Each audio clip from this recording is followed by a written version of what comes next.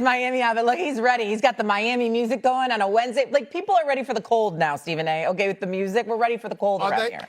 Are they? Yes. Are they? I don't know if that's the truth. I mean, I know that you have to surrender to it because you might be limited to where you could go because of obligations, et cetera, et cetera. But I believe anybody that got the opportunity to be in the places that I'm in, they would take that up. Maybe. I don't know. I'm ready for the snow. Maybe it's just my cold blood. Kimberly Martin's going to join us later on, along with special guest Paul Hyman. In the meantime, yes, tomorrow is Thanksgiving, and we have 3 meaningful football games. And right around when that turkey is going to be served, so will 2 great quarterbacks going head-to-head when the Chiefs face off with the Cowboys. Dallas has won 2 in a row. They're clinging to their playoff hopes. Chiefs are in need of stacking wins, and they hope to do that on Thursday afternoon. Here is what's going to happen. Okay, take a listen. We got to win every game at this point. And the Philly game doesn't mean anything right now. Nothing that's happened up to this point really means anything other than it's put us in the position to be must-win games. And so, as I said, we're not going to necessarily just go out there and do that on Thursday. That's through the week. And just the way that we prepare, the way that we're communicating, the way that we're taking the necessary steps to get our bodies right and to go out and to play our best game on a short week. We're grinding in here right now and getting the whole game plan in and making sure everybody's prepared and ready to go. But I think we're excited to get to go out there and play on Thanksgiving against a really good football team and the whole world watching. All right, so Mahomes leads the league with just over 270 passing yards per game. Dak Prescott right behind him, 267 yards a game. According to the Elias Sports Bureau, this will be the 3rd ever Thanksgiving Day game between the top 2 players in passing yards per game. The others were in the 1950s. Doggy maybe remembers that. I don't know if the rest of us Bobby do. Lane. There you go. There you go. When it comes down to it, though, which quarterback needs to have the better game? Is it Mahomes or is it Dak Prescott? What do you think, Schrager? You know, I spoke with the NFL's head of broadcasting yesterday, Ani Bose, and Ani told me that the #1 rated regular season game of all time was the Giants and Cowboys a few years ago on Thanksgiving, and 42 million Americans watched. They're expecting 50 million people will be watching this game. The stakes are so high because both seasons are on the line. I have a long history with Patrick Mahomes and Andy Reid in big games. This is just another game for them. They need this to stay in the playoff hunt, but when you talk about their history together, this is an anecdote. This is a footnote. This is something that's, 20th in their all-time games. Dak Prescott and Brian Schottenheimer, this might be the biggest game of their lives right now. And I know Dak has played in playoffs, but when you're talking about a team whose season was all but done and dusted after that Monday night loss to Arizona 3 weeks ago, and has now been revived and rejuvenated, and we're talking about the Cowboys potentially going on an all-time run, Dak Prescott needs to step up, and Dak Prescott needs to answer the call. He's done it the last 2 weeks.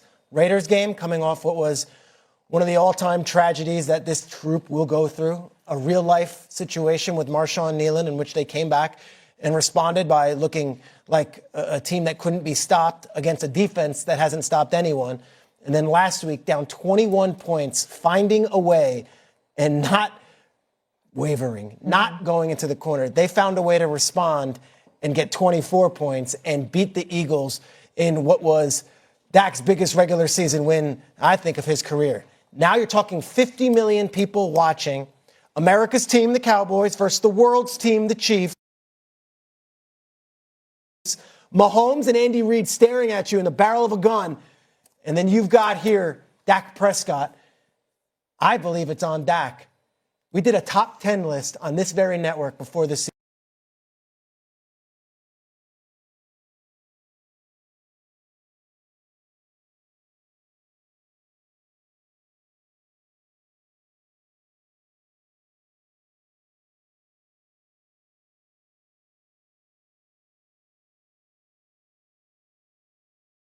Shay, move out the way, because I need to make sure I got an angle right at Peter Schrager here right now. I mean, what the hell was that? You sounded like you were in a therapy session. You sounded like you lost your best friend and you're sitting down with a therapist and you're talking to, this is America. There's 50 million plus people watching a football game, right? Listen, what the hell was that? Here's the deal. Patrick Mahomes is the answer to this question. And I'm going to tell you why he's the answer to this question. Because as we look at the Dallas Cowboys ascending, of course, Pickens, CeeDee Lamb, their level of production is contingent Today, Chiefs Kingdom, we need to talk about something that feels bigger than just an injury update. Something that feels like a shift in energy, a moment of momentum, a turning point for a team fighting to regain its identity as the most feared force in the NFL. Because after weeks of waiting, after whispers, after uncertainty, after watching this offense grind and struggle to find consistency, the Kansas City Chiefs have finally confirmed what fans had been hoping, almost begging to hear. Isiah Pacheco is officially back. No limitations, no game designation, fully cleared, ready to roll. This isn't just a piece of news. This is a spark hitting dry grass. This is gasoline meeting fire. This is the emotional jolt the entire fan base has been waiting for as the Chiefs head into a massive Thanksgiving matchup against the Dallas Cowboys. You could feel the anxiety building these last few weeks as the run game tried to find rhythm without its engine. You could feel it every time a drive stalled, every time the offense leaned too heavily on Mahomes, every time defenses didn't have to fear that violent, relentless, ground-and-pound tempo Pacheco brings when he's in the game.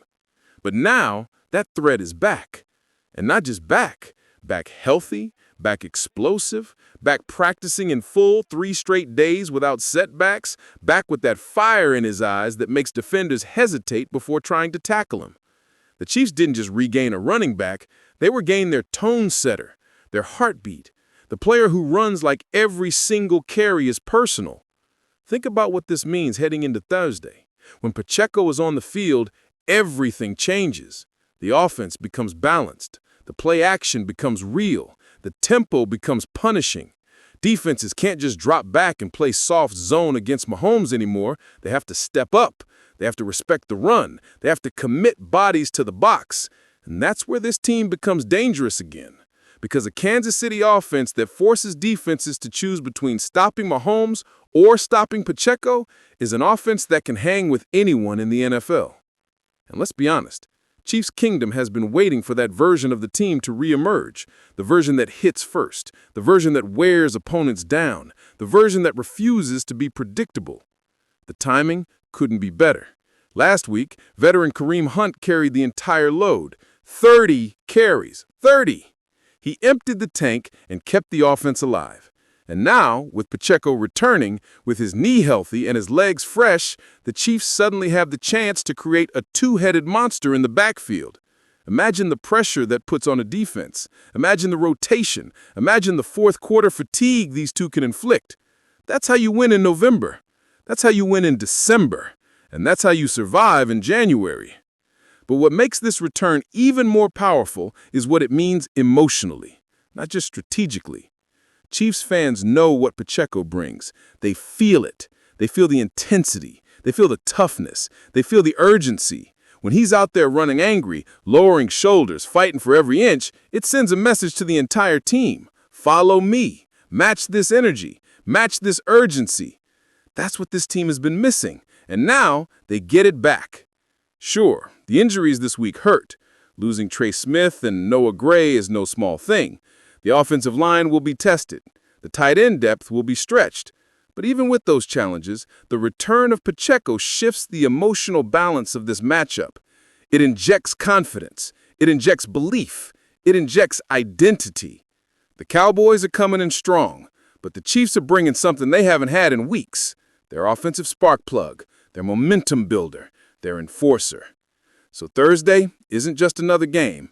It's a statement opportunity. It's a chance to remind the league that Kansas City is far from done, far from fading, far from giving up control of the AFC. With Mahomes healthy, with Kelce ready, with the defense hungry, and now, with Pacheco charging out of the backfield once again, the Chiefs walk into Dallas with a legitimate chance to flip the narrative, ignite a run, and show exactly why this team is still a threat when the lights get bright. Now, I want to hear from you, Chiefs Kingdom. How big do you think Pacheco's return will be for this offense? Are you expecting a breakout game? Are you believing that this is the spark that pushes Kansas City back into contender mode? Drop your thoughts in the comments, hit like, and subscribe to the channel because this season is far from over, and here at Chiefs Kingdom Report, we're just getting started.